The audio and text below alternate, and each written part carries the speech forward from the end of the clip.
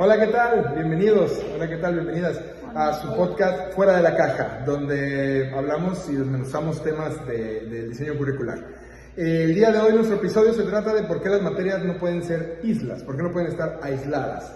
Hola a todos, hoy vamos a platicar precisamente sobre la transversalidad.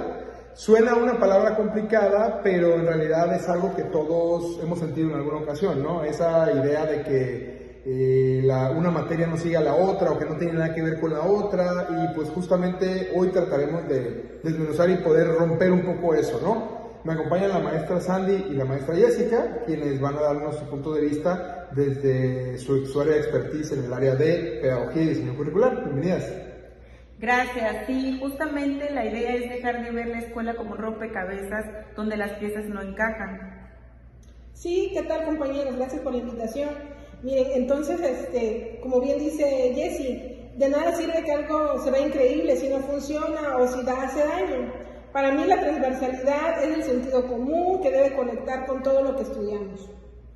Exacto, totalmente. Para mí, de hecho, la transversalidad, justamente lo platicábamos fuera del aire, es como la sal, ¿no? En la comida. Como la sal no es el plato principal definitivamente.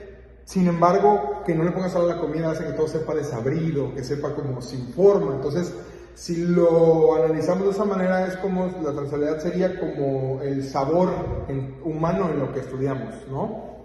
Me parecen muy interesantes sus puntos de vista.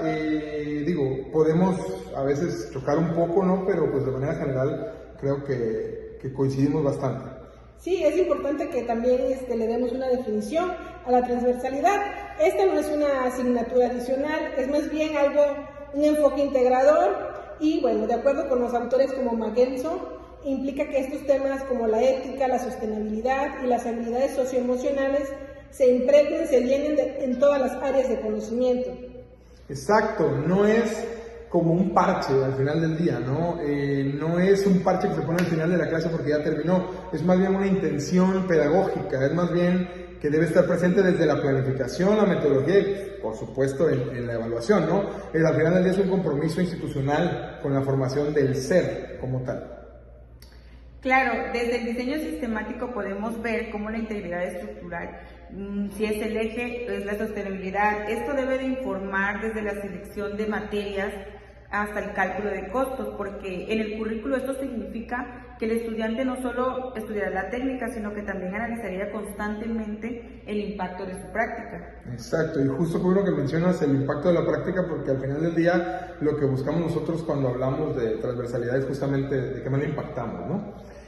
Ahora, si entramos un poco al terreno de las competencias, que tiene mucho que ver, es evidente, que la transversalidad les da cierta profundidad, ¿no? No basta con que el egresado sea técnicamente competente si carece realmente de un marco ético o de una visión crítica, que al final del día es lo que las competencias buscan.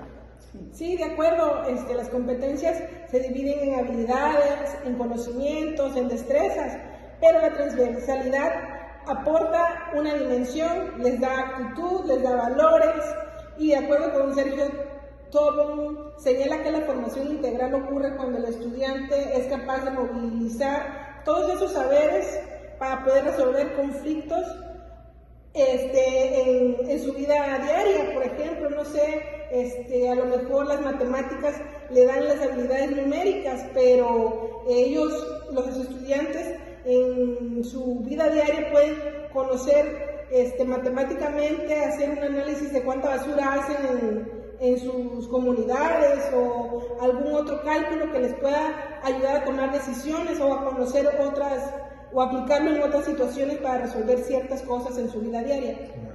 Claro, esa es la diferencia entre un ejecutor y un estratega. La competencia técnica te permite realizar una tarea, pero la competencia transversal es como que el pensamiento crítico o aquella responsabilidad social. Le permite también cuestionar si esta tarea es la solución correcta para el entorno. Exacto. Lo que menciona la maestra Sandy me recuerda mucho a una situación que nos pasó hace tiempo, donde un problema que aparentemente ningún ingeniero podría resolver, lo resolvió con el teorema de Pitágoras, que es algo que vimos todos en la prepa, pero que nunca lo vimos con la aplicación o el alcance que puede tener, ¿no? Ahora, si tratamos de llevar esto a la práctica, tratar de hablar un poquito de la parte ya más realista, pensemos en una materia universal, algo más general, no tan específico, como por ejemplo gestión de proyectos. Usualmente el enfoque se centra en la optimización de recursos y tiempos. ¿Cómo creen ustedes que interviene aquí la transversalidad? Bueno, aquí se integran las habilidades socioemocionales. El currículum debe proponer las situaciones donde la gestión de liderazgo y la resolución de conflictos sean tan evaluables como el cronograma de actividades. No solo es hacer un proyecto, sino que es más bien cómo se gestionan a los humanos para poderlo lograr. Claro, y también si le añadimos el eje de ética y sostenibilidad, el diagnóstico del proyecto cambia. Como diseñador, mi evaluación no solo dependería de la habilidad económica, sino también de la transparencia en la cadena de suministro o el impacto ambiental a largo plazo. La transversalidad obliga también a que la técnica se someta a analizar bien los valores. Sí, claro. De hecho, tomando en cuenta estos comentarios, podemos decir que un diseño curricular exitoso sería aquel que logra que el estudiante no vea estas dimensiones como algo ajeno o algo que no le pertenece, sino más bien como una parte esencial de su toma de decisiones profesional, ¿no? Claro. Creo yo que coincidimos en ese tema y me parece muy interesante la plática.